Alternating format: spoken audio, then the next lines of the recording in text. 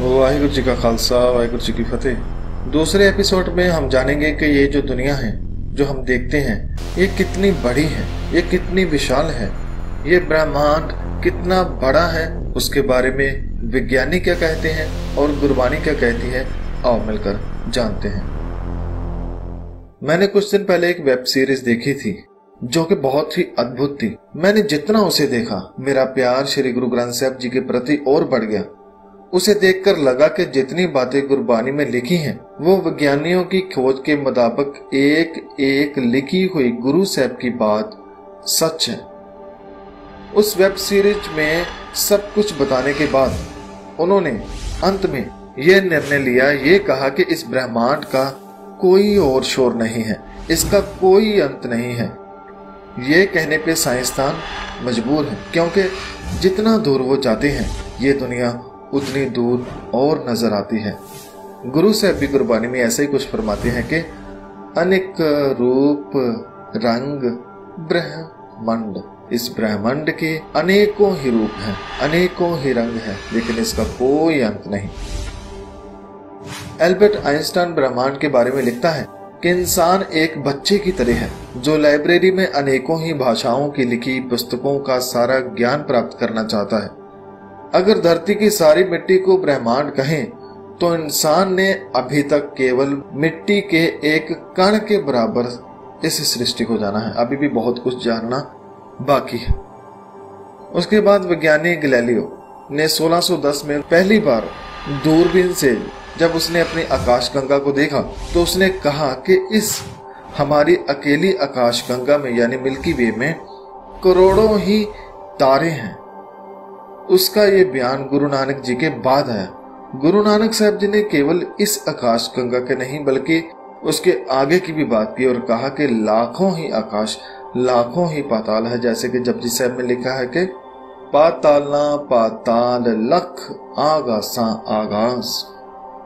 संगत जी, एक बात और आप ध्यान में रखें कि उस वक्त यानी गुरु साहब के वक्त जब ये कहा जाता था कि धरती एक नहीं है और भी है, या आकाश एक नहीं और भी है, तब इसको कहना एक जुल्म माना जाता था। अभी जो मैंने गैलीलियो की बात की, उसने भी जब कहा कि तारे बहुत हैं तो उसको भी बहुत कष्ट दिए गए थे, मगर बाद में जो वहां के लोग थे उनकी कही हुई बात को लास्ट में उनको मानना ही पड़ा। अगर हम और बात करें कि ये ब्रह्मांड कितना बड़ा है, इसके तारे कितने हैं, सूरज कितने हैं, तो इसका अंदाजा लगाना बहुत ही मुश्किल है। जैसे कि विज्ञानी भी कहते हैं, विज्ञानियों की और गुरबानी की बात जहां पर बिल्कुल सेम है कि अंदाजा लगाना बहुत मुश्किल है, मगर फिर भी साइंसदान हैं, उन्होंने खोज करनी है और ये एक अच्छी बात है। साइंसदानों ने खोज करके पता लगाया है कि इसमें लाखों करोड़ों तारे हैं, बहुत सारे ब्रह्मांड हैं जहां पर जीवन भी हो सकता है। अगर मैं सब विज्ञानों की बात करने बैठूं तो वीडियो जो काफी लंबा हो जाएगा। ये ब्रह्मांड कितना बड़ा है, इसके लिए हम गुरबानी में से कुछ फरमान लेते हैं और समझते हैं कि यह कितना बड़ा है। अगर हम आकाश की बात करें कि कितने आकाश गंगाएं हैं जो सृष्टि है, तो गुरु साहब फरमाते हैं कि अनेक आकाश अनेक पाताल, यानी बहुत सारे आकाश हैं, अनेकों ही पाताल हैं, बहुत कुछ है। अगर बात की जाए कि सूरज कितने हैं, चांद कितने हैं, तो इसके बारे में गुरु साहब फरमाते हैं कि वो भी लाखों करोड़ों हैं। कई कोट ससियर सूर नक्षत्र, यानी करोड़ों ही चांद हैं, सूरज हैं, तारे हैं, यानी ब्रह्मांड है। अगर पूछा जाए कि धरतियां कितनी है, क्या इस तरह की और भी धरती है, तो गुरु साहब फरमाते हैं हाँ, बहुत सारी हैं। धरती होर पर है, होर यानी इस तरह की अनेकों ही धरतियां। और अगर एक बात और पूछी जाए कि जैसे इस दुनिया में कितनी तरह की गैसें हैं, तरल पदार्थ हैं या पानी है, तो गुरु साहब फरमाते हैं कि इसका भी कोई अंत नहीं। कई कोट पवन पानी बसंतर, इस ब्रह्मांड में, इस सृष्टि में, इस दुनिया में बहुत तरह की हवा है, पानी है, आग है, जिसको गैसें कहते हैं, तरल पदार्थ जैसे कहते हैं। कहने से अर्थ के इस सृष्टि का कोई अंत नहीं। ये ब्रह्मांड बहुत ही बड़ा है और विशाल है। इसे जान पाना बहुत ही मुश्किल है। गुरु साहब फरमाते हैं कि कुदरत को जानना या उस रब को जानना दोनों एक ही बराबर है, क्योंकि दोनों ही विशाल है। इसे सिर्फ वही जान सकता है जो उसके बराबर का हो, जो उस जितना बड़ा हो, मगर उसके जैसा तो कोई भी नहीं है। गुरु साहब गुरबानी में फरमाते हैं कि एवड़ ऊंचा होवे कोई तिस ऊंचे को जाने सोए।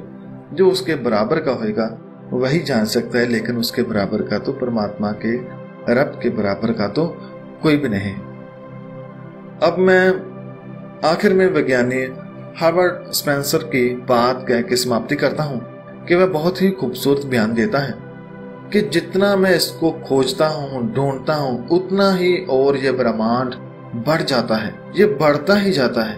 इसी को श्री गुरु नानक साहब जी ने इस तरह गुरबानी में लिखा है कि एह अंत न जाने कोई, बहुता गई है बहुता है। जितना कहते हैं उतना और बढ़ता जाता है, जितना कहो उतना ही कम है, इसका कोई अंत नहीं।